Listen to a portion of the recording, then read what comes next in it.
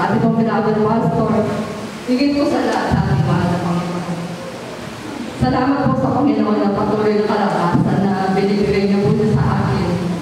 At salamat po sa Panginoon, isang taon na naman po na nag-live sa buhay ko. 66 years old na po ako. Salamat po sa Panginoon sa kalakasan na binibigay niyo po niya sa akin. Kung minsan nga po, may nararamdaman na din po ako sa kapitawala. Minsan po, minsan naiinom po ako, masakit ang katawan ko.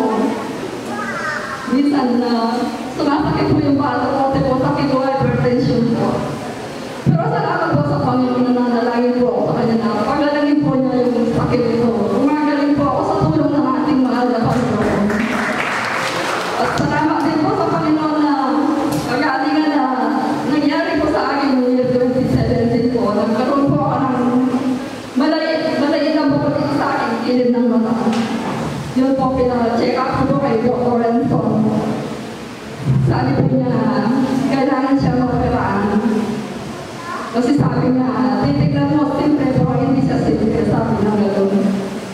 Yun nga po na, nagpa-schedule na po ako sa kanya na operation na 75,000